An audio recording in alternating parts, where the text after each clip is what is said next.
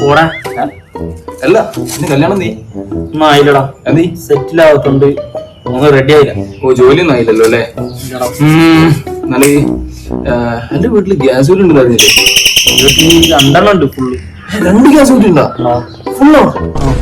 നീ ആ ദാസേട്ടനെ മോളെ കൊണ്ടാണാൻ പോയിട്ട് മുമ്പ് ഇവിടെ ഉണ്ടല്ലോ ഇപ്പൊ. അതൊന്നും റെഡി ആയില്ല. മുമ്പിൽ നടക്കൂല. 2 ഗ്യാസ് കൂടി വീട്ടിലുണ്ടാ? നീ ഇങ്ങോട്ട് വന്നു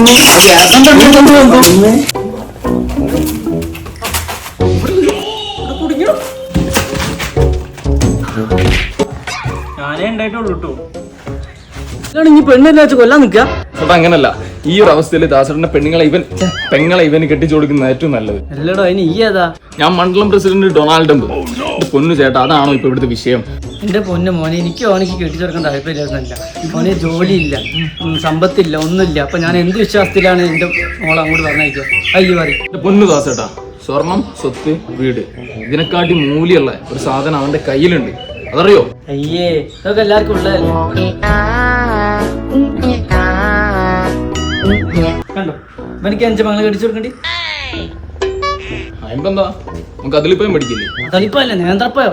അല്ല, നമ്മള് പഠിക്കുന്നത് കതിലിപ്പായിരുന്നു. ഇപ്പൊ നേന്ത്രപ്പയത്തിലേക്ക് ആക്കിയാന്ന്. പിന്നെ നമുക്ക് കാര്യത്തിലേക്ക് വരാം. അപ്പൊ നിങ്ങളെ പെങ്ങളെ നമ്മൾ കെട്ടിച്ചു കൊടുത്തു കഴിഞ്ഞാല് നിങ്ങളെ പെങ്ങൾ ഒരിക്കലും പുക പോലും കൊള്ളേണ്ടി വരില്ല. എന്ത് പറഞ്ഞാലും ജോലിയും കൂലില്ലാത്ത ഞാൻ പെങ്ങളെ കെട്ടിച്ചു കൊടുക്കില്ല, അത്രേ ഉള്ളൂ. ജോലി കൂലില്ലാന്ന് പറയല്ലേ? 2 ഗ്യാസും കുറ്റി അവന്റെ വീട്ടിലുണ്ട്.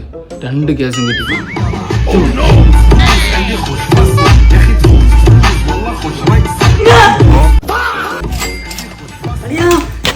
നിങ്ങൾക്ക് വലിയ ആളാ, ഞാൻ അറിഞ്ഞില്ല. എന്റെ പെങ്ങൾ നിങ്ങൾക്കുള്ള നമുക്ക് നാളെ നല്ല നോക്കി നോക്കി